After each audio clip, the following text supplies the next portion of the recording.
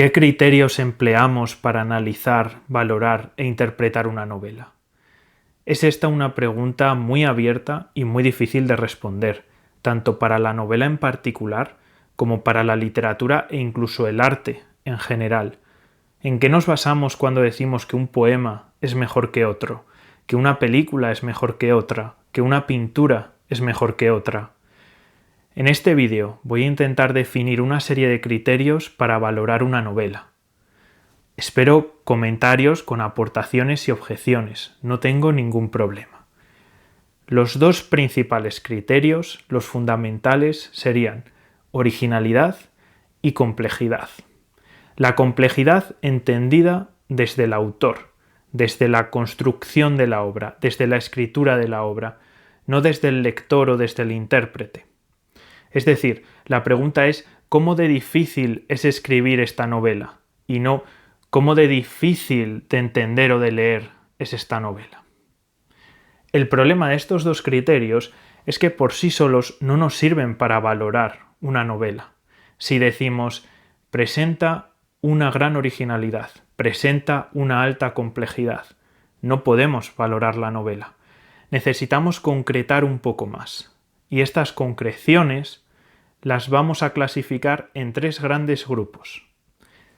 Forma, fondo o contenido, y el tercero, forma y contenido, allí donde convergen, allí donde desembocan, porque forma y contenido están codeterminados. Es quizá el grupo más importante y además el grupo donde quizá tengamos que llevarnos más por la intuición y no tanto por el papel. Ahora lo vemos. Vamos con el primer grupo de criterios, la forma. Si el contenido es el qué contamos, la historia, la forma es el cómo lo contamos, el discurso, el procedimiento verbal mediante el que transformamos la historia en discurso. Y tiene dos perspectivas, la estética o poética, si se prefiere, y la narrativa, las técnicas narrativas que utilizamos. En la estética vamos a valorar los aspectos formales de la belleza en su sentido más amplio. Placer estético y displacer antiestético. Nos da igual que algo nos resulte bonito, bello, feo, desagradable. La pregunta es, ¿tiene ritmo? ¿Tiene musicalidad? ¿Emplea el símbolo? ¿Significan las palabras lo mismo que en el diccionario? ¿Qué hay de las figuras literarias?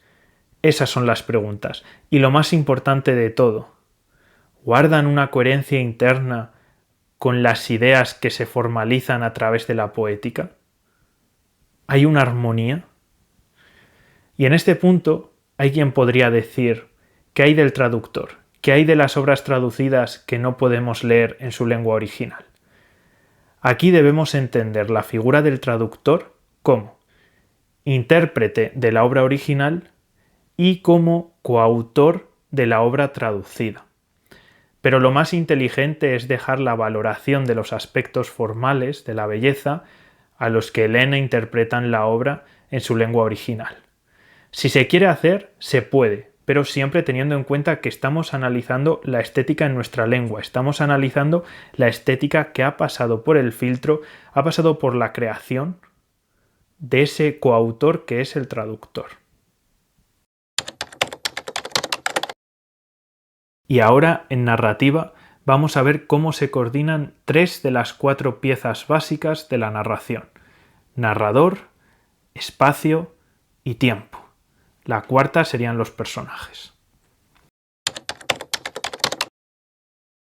Dentro de estas piezas básicas de la narración, la más fundamental es el narrador. Y es importante analizarlo porque nos va a permitir determinar en muy buena medida el grado de originalidad y complejidad de una novela. Y prueba de ello es el Quijote. El Quijote debe buena parte de su riqueza literaria a la enorme variedad de narradores que contiene. Lo primero de todo vamos a definir narrador. ¿Qué es el narrador? El narrador suele definirse como el sujeto de la enunciación. Pero ante todo, aquí vamos a decir que el narrador es una voz creada por el autor. Puede ser o no un personaje de la obra, pero es una voz creada por el autor y debemos diferenciar narrador y autor. El autor pertenece al plano real y el narrador pertenece al plano ficcional, que el plano ficcional está a su vez contenido dentro del plano real. ¿Y qué tipos de narrador hay? Lo primero en función de si pertenece o no al mundo construido.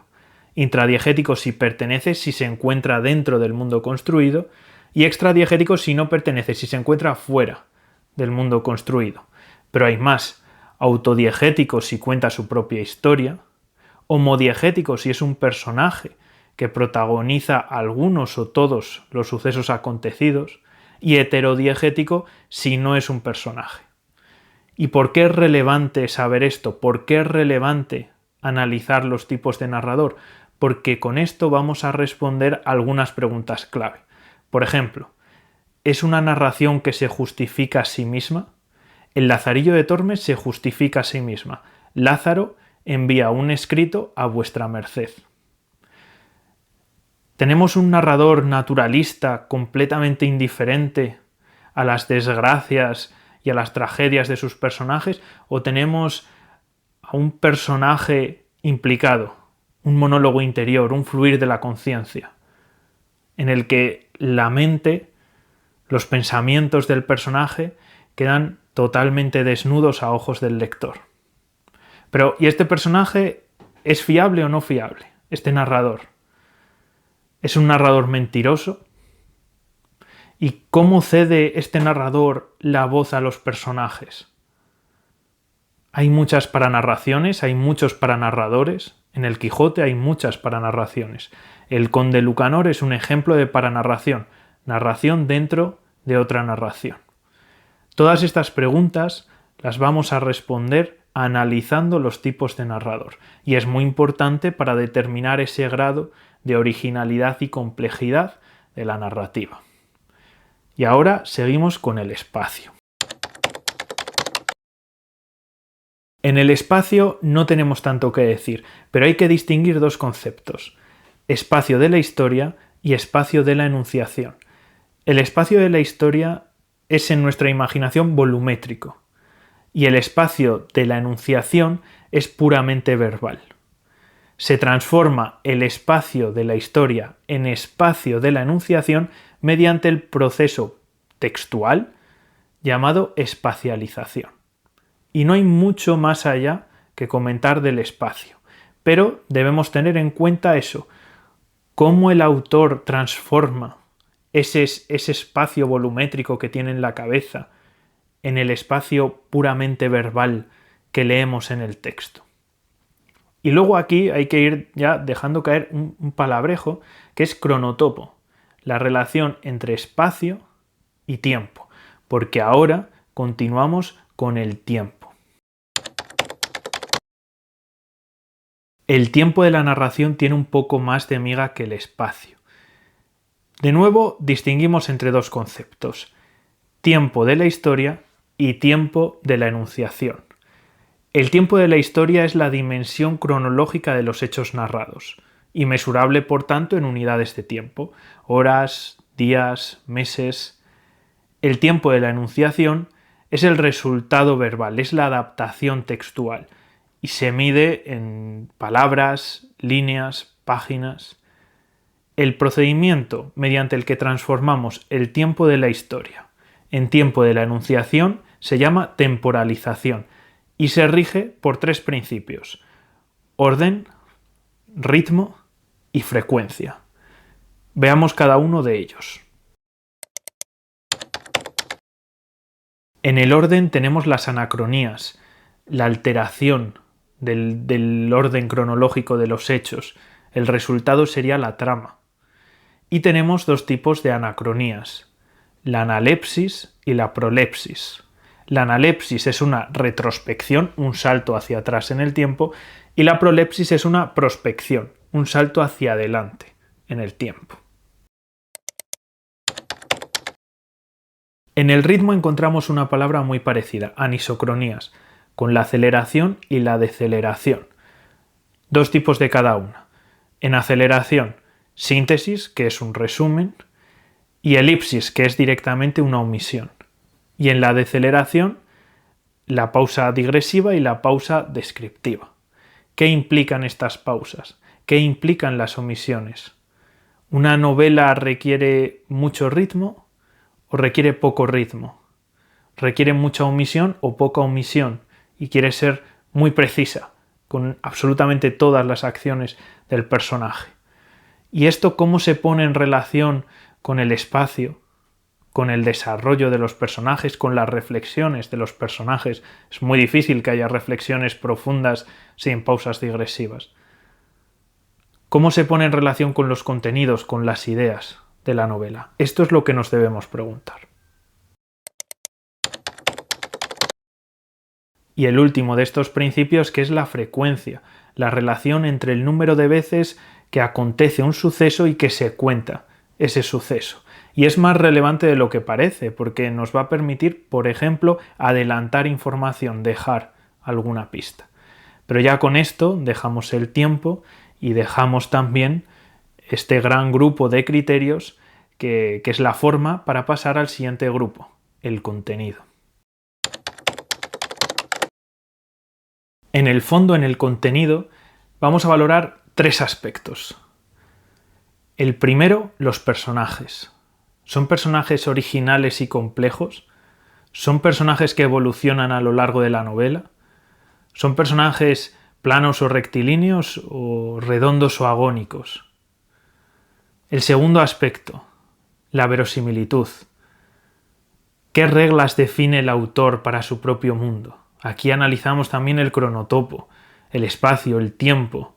¿Esas reglas se cumplen? ¿Se mantiene la coherencia interna con las reglas del propio mundo creado por el autor? ¿Esas reglas son muy distintas a nuestro mundo? Eso analizamos en este apartado.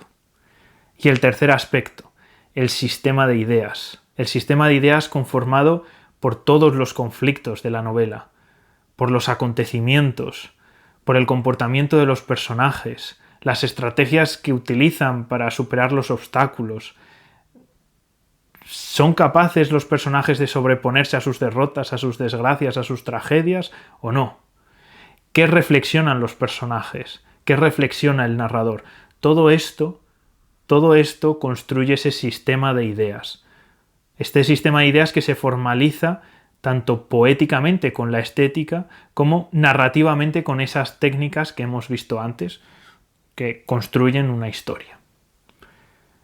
La idea de amor, la idea de justicia, la idea de guerra, la idea de comunidad, la idea de individuo, eso tenemos que interpretar. Y esas ideas, ¿cómo de revolucionarias son? ¿Son ideas lacayas del sistema del momento?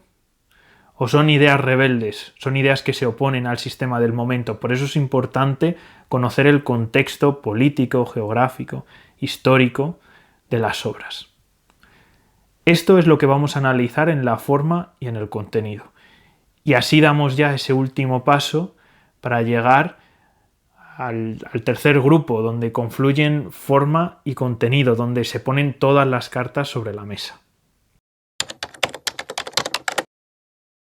En este último punto valoramos el sentido global de la obra. ¿Qué significa esta novela? Y para ello debemos analizar las capas, la densidad. Recuperamos un poco ese concepto que antes desechamos de complejidad desde el punto de vista del lector, del intérprete. Cómo de difícil de entender, de leer, de interpretar es esta novela. Esto es un inserto que grabo con posterioridad para comentar un par de cuestiones que se me habían olvidado. Lo incluyo antes de las conclusiones, no os las saltéis. El cierre del vídeo es importante, trato algún detalle. ¿Qué cuestiones se me habían olvidado? La primera de ellas, la intertextualidad. La intertextualidad es la relación entre textos y tiene que ver con eso que menciono de la ficción como ensayo, de la novela como reflexión de su propio género y de su propio arte. Hay que analizar la intertextualidad, hay que analizar la relación de la obra con los textos de su época y con los textos anteriores. La otra cuestión que se me había olvidado son las comparaciones. Las comparaciones no son odiosas, las comparaciones son necesarias. Cuando decimos que la novela de Juan del Val, que el Premio Planeta, es una estafa, lo decimos porque lo estamos comparando con otras obras que son superiores. Si decimos que El Quijote es la mejor novela de todos los tiempos, estamos comparando al Quijote con el resto de las novelas y El Quijote sale ganando. Hay que comparar, es necesario, no se puede valorar una obra sin compararla con las demás. Siempre hay que tomar puntos de referencia. Y ya que estoy, aprovecho para recordarte que no tienes que suscribirte ni darle me gusta. Odio mendigar suscripciones, odio mendigar likes, así que ya sabes, voy a seguir hablando de literatura, que es algo que seguro que no te interesa, por eso has llegado hasta aquí, pero no te suscribas ni se te ocurra. Os dejo con las conclusiones. El primer comentario de estas conclusiones, de esta despedida, es que no debemos someter tampoco la valoración a un procedimiento demasiado cerebral. Hay que dejarse llevar por la intuición. No pasa nada, hay que olvidarse del papel un poco. No hay que rendirse ante la subjetividad, pero tampoco hay que buscar la objetividad absoluta porque no existe. No estamos haciendo un estudio filológico para identificar a vuestra merced en el Lazarillo de Tormes, ni estamos haciendo un estudio filológico para corroborar si Shakespeare escribió todas las obras que firmó o quién fue Shakespeare. No estamos haciendo ningún estudio filológico, así que dejémonos guiar también por la intuición. Y el segundo comentario que quería hacer es que a veces una obra no es tan buena, pero sí que tiene un sistema de ideas que nos permite conocer la naturaleza del alma humana y conocer el alma del mundo también. Y esas obras hay que valorarlas. Y al final, muchas veces lo que más nos enriquece del arte es eso.